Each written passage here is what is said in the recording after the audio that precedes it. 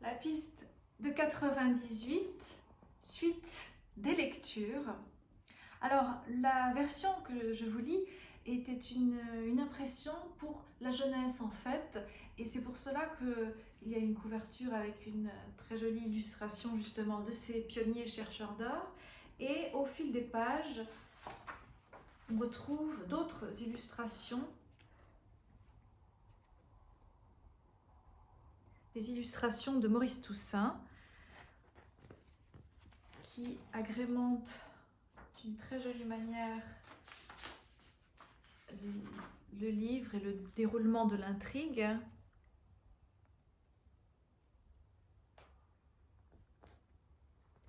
On peut facilement comprendre que ce livre avait tout pour plaire aux jeunes et reprenait un petit peu aussi les codes des livres en fait, de Jack London pour les adolescents. En fait, La piste de 98 est un livre qui n'a pas d'âge. Il peut être tout autant mis entre les mains de jeunes que de moins jeunes. Tous ceux qui peuvent être amoureux en fait de l'aventure, de ces épopées un petit peu incroyables, apprécieront cette lecture. Ici, une autre illustration avec un combat de boxe, parce qu'il y a aussi question d'un combat de boxe au cours de l'intrigue. La boxe qui était à l'époque des sports pratiqués et qui rappelle aussi les codes des westerns et du Far West. Alors je vais reprendre ma lecture. Un nouveau passage. Nos héros sont toujours à l'assaut de la Chilkoot Pass, de cette montagne infranchissable, et avec leur matériel qu'ils doivent emporter par-delà la montagne. Et il faut bien se dire qu'avec cette tonne de matériel, ils ne pouvaient pas ne faire qu'un seul voyage. Donc cela nécessitait des allers-retours, de nombreux allers-retours de part et d'autre de la montagne, avec tous les périls et les risques que cela pouvait engendrer. Donc nos compagnons d'infortune continuent leur route, et donc nous les retrouvons sur la Chilkoot Trail. Chapitre 8 du livre 2. Nous campions dans la vallée de l'Éden. Devant et derrière nous, la grande armée des Chichakos avançait péniblement. Je fais une digression pour le terme Chichakos. En fait, il désigne les nouveaux arrivants au Yukon, c'est-à-dire c'est du patois indien qui veut dire celui aux cornes vertes, c'est-à-dire le tout jeune en fait, le jeune de l'année. Et c'est un homme qui vient d'arriver et qui n'a pas encore vu le fleuve Yukon gelé. À son opposé, le Sordo est un vétéran du Yukon, quelqu'un qui a survécu en fait à l'hiver arctique, qui a réussi à dépasser cette saison hivernale qui était mortelle pour de nombreux hommes. Et ce sont des termes que Robert Service reprend dans deux de ses recueils de poésie. Le premier, Songs of a Sordo, le second, Songs of a Chichakos. Ces deux premiers livres de poésie qui eurent un succès fabuleux et qui ont un petit peu partagé ce lexique du Grand Nord, des Indiens, des Natives, un peu partout sur le continent nord-américain. Je reprends. Le voyage touchait à sa fin. Et quelle fin! À chaque kilomètre, les privations et les difficultés semblaient croître. Nous arrivâmes à la piste des chevaux morts. Tout le long de la route, nous avions vu des cadavres d'animaux en grand nombre. Mais à cet endroit, l'horreur dépassait toute description. Il y en avait des milliers. Un soir, nous dûmes en enlever 6 avant de trouver une place pour pouvoir dresser notre tente. On eût dit un affreux champ de bataille. La piste longeait de grandes masses pierreuses couvertes d'une boue glacée, dans lequel les bêtes fatiguées s'enfonçaient jusqu'au poitrail. Elles se débattaient éperdument et puis tombaient entre deux rochers. Alors leurs jambes se brisaient et on les abandonnait. De temps en temps, on apercevait, encastré dans une pierre, un débris de sabot ou un os de jambe, tandis qu'à une certaine distance gisait le cheval auquel il avait appartenu. Quelques-uns, encore vivants, cherchaient désespérément de la nourriture. Ils approchaient du camp la nuit en hennissant douloureusement. Alors, on les tuait par pitié. Je me rappelle avoir buté contre un grand cheval dans l'obscurité. Il titubait et en m'approchant, je vis qu'il avait la gorge atrocement coupée. Il me regardait avec tant d'angoisse que j'étendis mon mouchoir sur sa tête et je l'achevai d'un coup de hache. Un dimanche, nous étions sous notre tente, heureux de goûter un peu de repos. James raccommodait un harnais et le prodige jouait au solitaire. Jim le repenti rentra. Il revenait de Skagway, où il s'était rendu dans l'espoir de trouver une lettre qui le renseignerait sur Jack Musher. Son visage habituellement bienveillant et paisible était tiré et inquiet.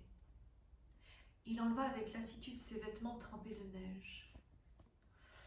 « J'ai toujours dit que Dieu avait maudit cet hors du Yukon, déclara-t-il.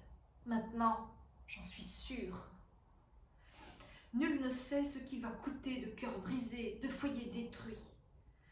Mais la dernière catastrophe est bien la pire de toutes. » « Que s'est-il passé, Jim ?» demandai-je. « Quelle dernière catastrophe ?»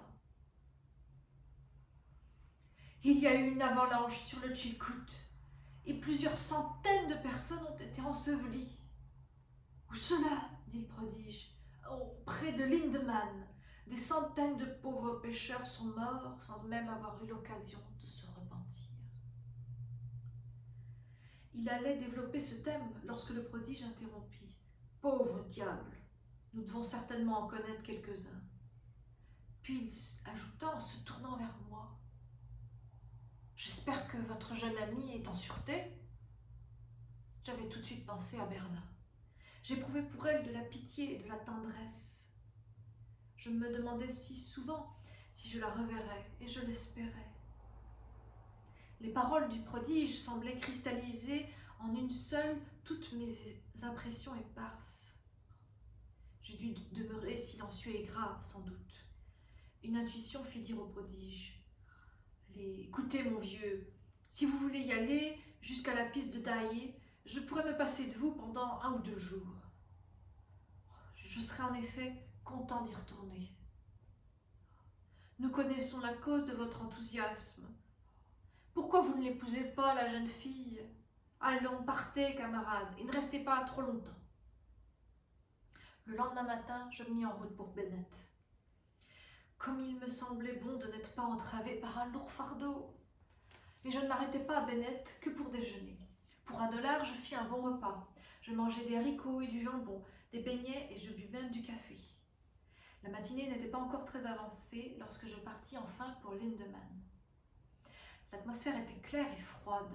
C'était un temps idéal pour marcher. Je dépassai l'avant-garde de la file qui avançait lentement lorsque j'aperçus Mervyn et Harrison. Ils portaient un équipement considérable, et alors que les autres hommes avaient des visages tirés et les yeux mornes, ils paraissaient étonnamment bien portants. Ils avaient dû entendre parler de l'avalanche, mais ne purent me donner aucun détail. Je m'enquis de Berna et de son grand-père, et j'appris qu'ils se trouvaient derrière eux, sans doute entre le Chilkoot et Lindeman, où ils ont probablement été enterrés dans l'avalanche. Bon, au revoir. Sur ces paroles terribles, je me hâtais d'avancer, plein d'appréhension. Une longue file noire de Cheechakos traversait Lindeman. Je me rendis compte de l'importance de cette armée, et je sentis quelle force immense poussait ces indomptables atomes vers le Grand Nord. Le vent soufflait violemment. Plusieurs hommes avaient tendu des toiles sur leurs traîneaux. J'en vis un qui conduisit un bœuf qui avait été attelé à 4 traîneaux. Sur chacun de ceux-ci, il avait attaché une petite voile. Mais soudain l'animal se retourna et les aperçut. Il y avait là quelque chose qu'il ignorait, des traîneaux avec des voiles. Il poussa alors un hurlement de terreur et le bœuf s'enfuit, poursuivi par son patron qui criait, tandis que les colis tombaient des traîneaux et s'éparpillaient dans toutes les directions.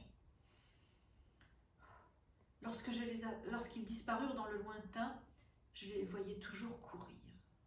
Pauvres hommes, désespérés. Et pourquoi étais-je donc si inquiet au sujet de Berna? Je ne le savais pas.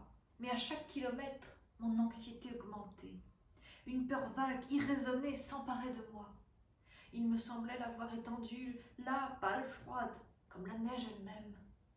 Je me hâtais encore d'avancer. Je rencontrai les jumeaux. Ils me dirent qu'ils venaient justement d'échapper à l'avalanche. La catastrophe s'était produite un peu en arrière de la piste. On avait dégagé 17 corps. Quelques-uns étaient complètement écrasés. Le cœur étreint à nouveau par l'angoisse, je m'enquis de Berna et de son grand-père. L'un des jumeaux me répondit qu'ils avaient probablement disparu tous les deux sous l'avalanche. Je fus pris de vertige. « Non, attends, dit le second.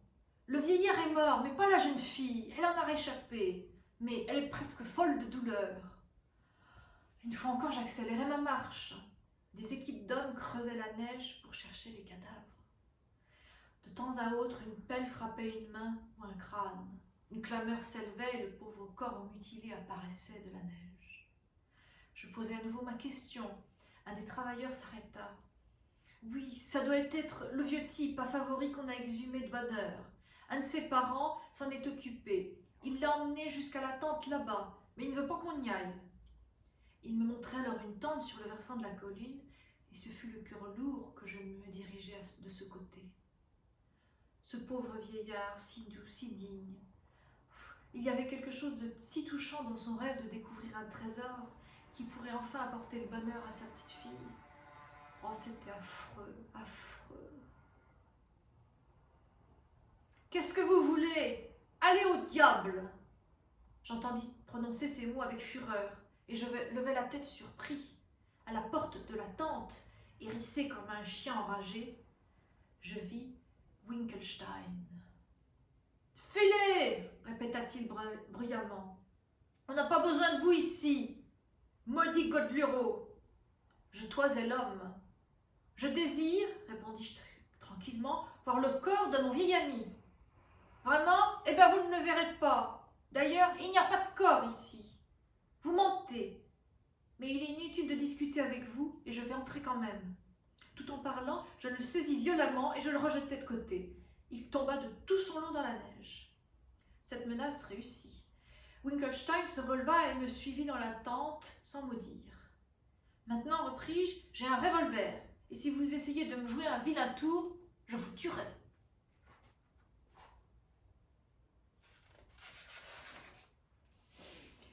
Sur le sol, une forme longue enveloppée d'une couverture que je soulevai avec un sentiment d'horreur. J'aperçus alors le vieillard. Je ne pus le regarder sans frayeur. La chair de ses doigts était arrachée et je compris qu'il avait dû faire des efforts désespérés pour creuser la neige. Oh, jamais je n'oublierai ses doigts et ses ongles déchirés. Je tâtai le cadavre et je constatai que la ceinture qui contenait l'argent, son argent avait disparu. « Winkelstein, dis-je en me tournant brusquement vers le petit homme. Il avait 2000 $ sur lui. Qu'en avez-vous fait ?» Il sursauta et me jeta un regard terrifié qui s'effaça aussitôt pour faire place à une expression de fureur. « Ce n'est pas vrai! Il n'avait pas un rouge-liard. Ce n'est qu'un vieux mendiant que j'emmenais pour lui faire jouer du violon. Et d'ailleurs, c'est lui qui me donne de l'argent. Qu'est-ce qui vous promet d'accuser un honnête homme de détrousser un cadavre? C'est que j'étais l'ami de ce malheureux, et je le suis encore de sa petite fille, et je veux que justice soit faite. Cet homme portait 2000 $ dans sa ceinture. Cette somme appartient maintenant à la petite. Il faut que vous lui rendiez, Winkelstein. Vous devez lui rendre. Ou sinon, prouvez donc ce que vous affirmez là. Prouvez-le donc, marmonna-t-il. Oh, misérable! Je vous forcerai bien à rentrer d'argent. Où est Bernard ?» Il prit soudain un air malicieux et répondit ironiquement. « Cherchez-la et partez aussi vite que possible. » Il avait réussi à saisir un revolver et maintenant me menaçait à son tour. Je le quittais sur cette dernière injonction. Près de là, il y avait un restaurant sous une tente. J'y pris une tasse de café. Je demandai au tenancier, un grand cockney jovial, s'il connaissait la jeune fille que je voulais retrouver.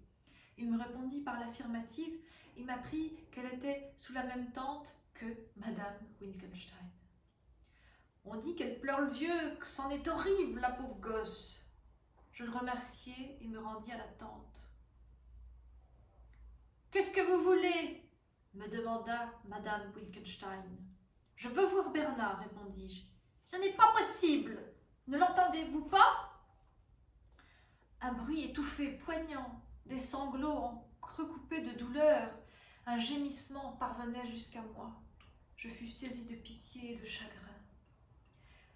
« Merci, bien, mais je ne veux pas l'importuner dans sa douleur. Je reviendrai. »« Très bien, » dit-elle avec une ironie. « Revenez donc. » Mais j'avais échoué. Avant de partir, j'allais jeter un regard au Chilkoot, si renommé et si craint. Les visages des centaines d'êtres que je rencontrais étaient semblables à ceux que j'avais déjà vus par milliers. Ils étaient marqués au sceau de la piste, creusés, fatigués. La souffrance et le désespoir mêlés à la même résignation. Une tempête de neige faisait rage au sommet du Chilkoot. Je gravis la pente, presque perpendiculaire, que l'on nomme les balances. Les hommes alors, chargés de lourds fardeaux, escaladaient les marches taillées dans la glace. Ils formaient la fameuse chaîne humaine. À des distances régulières, on avait pratiqué des plateformes où ceux qui se trouvaient épuisés pouvaient se reposer en quittant le rang. Lorsque l'un d'eux gagnait l'un des refuges, la chaîne se reformait derrière lui et nul n'accordait un seul regard à l'infortuné qui s'était arrêté. Les hommes portaient des crampons de glace sous leurs chaussures afin de ne pas glisser. La plupart d'entre eux avaient des piolets. Tous étaient courbés en deux sous leur charge. Ils ne parlaient pas, leurs lèvres étaient serrées, leur regard fixe et calme. Ils penchaient la tête pour éviter les rafales de vent qui les glaçaient. La neige s'étalait en couches épaisses sur leurs épaules et sur leur poitrine et des glaçons s'attachaient à leurs barbes. Leurs pieds semblaient comme du plomb, tant ils les soulevaient avec difficulté. Et les plateformes de repos n'étaient jamais vides. La piste de l'effort, l'appelait-on aussi avec justesse.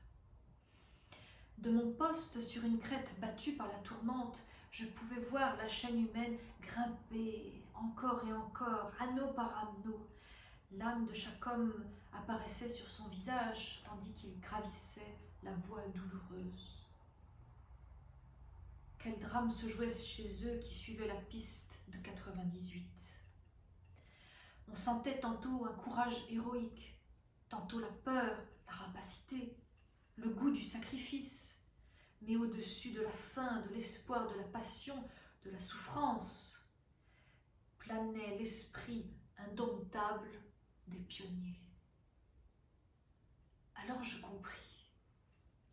Ces hommes silencieux, patients, laborieux, étaient les conquérants du grand pays blanc, les frères du désert arctique. Aucun chant ne glorifierait jamais leur exploit, aucun poème ne les rendrait immortels. Leurs noms n'auront jamais été écrits sur les neiges éternelles qui fondent pourtant et disparaissent sous le baiser du printemps. Mais leur œuvre demeurera et leur fier souvenir survivra pour éclairer comme un phare les luttes et les efforts des hommes qui leur succéderont. Je dormis cette nuit-là dans un hangar et le lendemain matin, je me présentai à nouveau devant la tente où se trouvait Bernard. Madame Wittgenstein répondit à mon appel. À ma profonde surprise, elle fut presque aimable.